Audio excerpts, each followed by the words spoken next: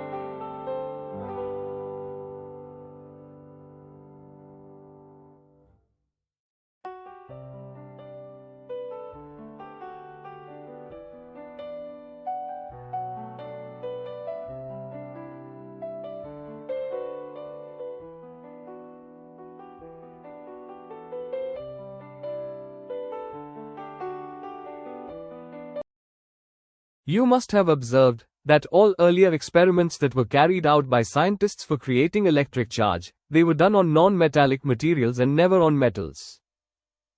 Which suggests that electric charges do or do not move, depending on the type of material.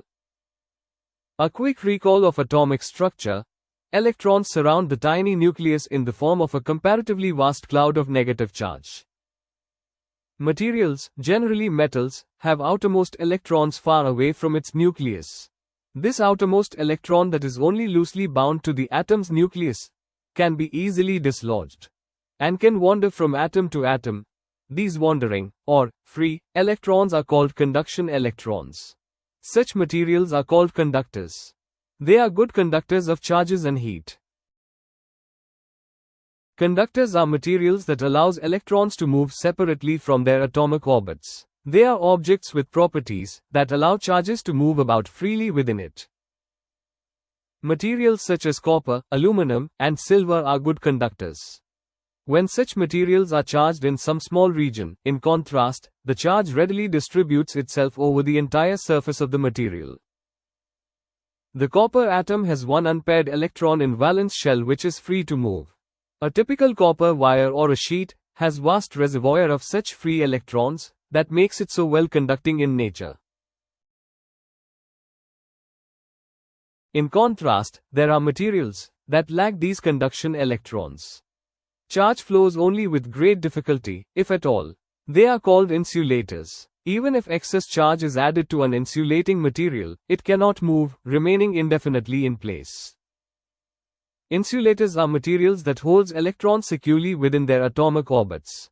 They are not free to move under influence of any force. Glass and rubber are insulators. When such materials are charged by rubbing, only the rubbed area becomes charged, and there is no tendency for the charge to move into other regions of the material. They are also called dielectrics. If one holds a copper rod in his hand and rubs the rod with wool or fur, it will not attract a piece of paper. This might suggest that a metal can't be charged. However, if he holds the copper rod with an insulator and then rubs it with wool or fur, the rod remains charged and attracts the paper. You can try this. What happened? In the first case, the electric charges produced by rubbing readily move from the copper through your body and finally to the ground.